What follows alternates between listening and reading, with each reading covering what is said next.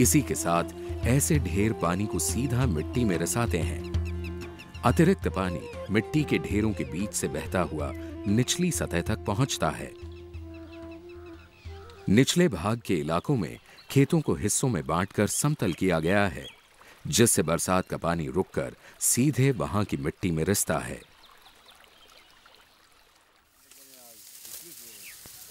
मिट्टी और पानी के संरक्षण के समान सिद्धांत पर काम करने वाले ऐसे और भी ढांचे पूरे गांव में बनाए गए हैं। नाली के अवरोधक और बिखरे गोल पत्थर ऊपरी भाग के इलाकों में पानी की गति को कम करते हैं और मिट्टी का कटाव रोकते हैं। पानी की छिद्र वाली टंकियां और सीमेंट के ढेर धारा के प्रतिकूल बहते पानी को जमा करने में मदद करते हैं। वर्षा विहीन महीनों में ये पानी मिट्टी में समाता है और भूमिगत जल स्तर को बढ़ाता है। सिंचाई के लिए भरपूर पानी मौजूद होने के साथ इन सूखी चट्टानों में भी हरियाली दिखाई देने लगी है। जल विभाजन कार्यक्रम की असाधारण सफलता के बाद हिवड़े बाजार में वापस लौटने वाले 40 परिवारों में से एक है पोपट राव बोरकर का परिवार। इन परंपरागत जल विधियों के कारण गांव के कुओं में पानी बढ़ा है और मिट्टी में नमी की वृद्धि हुई है। जब हमारे पास पानी नहीं था तब हमारे पास कुछ नहीं था। अब जब हमारे पास पानी है तो सब कुछ है। हिवड़े बाजार के अन्य किसानों की तरह बोरकर भी बढ़ती पानी की उपलब्धता को फिजूल बर्बाद नहीं करना चाहते थे। उन्होंने परंपरागत बाढ़ सिंचाई की बजाय ड्रिप सिंचाई का फैसला किया। ड्रिप का इतना फायदा है कि पानी कम लगता है, श्रम भी कम लगता है, उत्पन्न उतना बढ़ाता है और ज़मीन की सुबीक भी अच्छी होती है और पैदावार भी अच्छी निकलती है उसकी।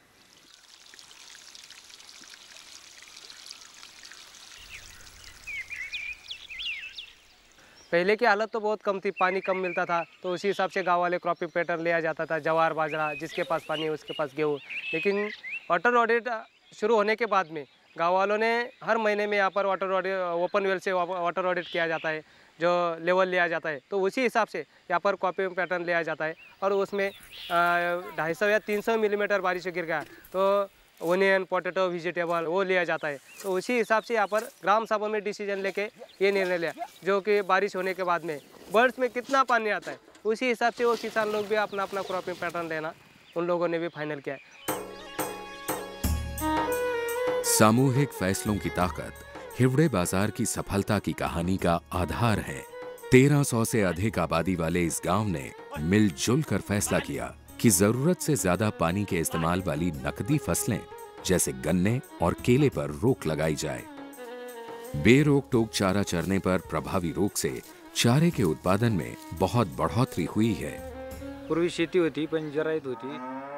पहले मेरे पास जमीन थी पर कोई पैदावार नहीं थी, लेकिन जल विभाजन के बाद मेरे खेतों में हमेशा बहुत पानी रहता है।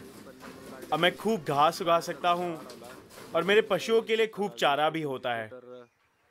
पानी ने मेरे परिवार को नई जिंदगी दी है। आज हिवड़े के 70% लोग डेयरी उत्पादन को अपना दूसरा व्यवसाय मानते हैं।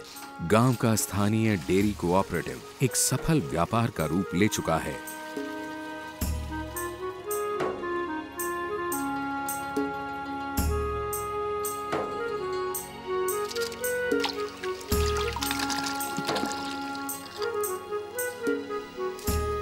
क्लाइमेट चेंज, ग्लोबल वार्मिंग, बारिश, पानी और न जाने इस जैसी कितनी समस्याओं को लेकर पूरी दुनिया भर में यह हंगामा हो रहा है। लेकिन हिवरे बाजार में किसी चीज़ को लेकर कोई प्रॉब्लम नहीं है, कोई समस्या नहीं है। और इसका एक ही कारण है कि पिछले 20 साल से हमने जो संगठित होकर जो काम किया है, अभी पूरे साल भर में पानी की कोई प्रॉब्लम गाँव में नहीं होती। और पानी की प्रॉब्लम नहीं है तो बाकी की सब प्रॉब्लम खत्म हो गई।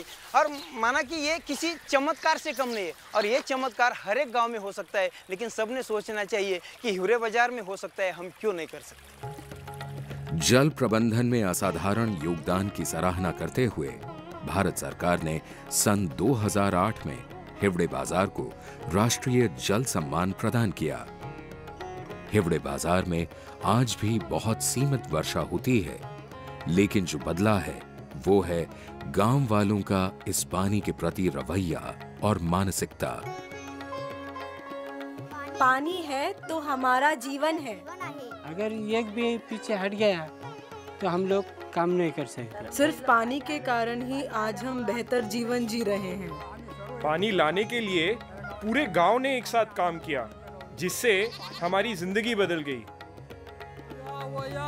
एक ऐसी भूमि में जहां बरसों से पानी के बारे में गाए गीतों की गूंज सुनाई देती है, हिवड़े बाजार के आम किसानों ने एक नई कहानी रची है। इन 20 सालों का सफर हिवड़े बाजार के लिए हिम्मत और हौसले का रहा है।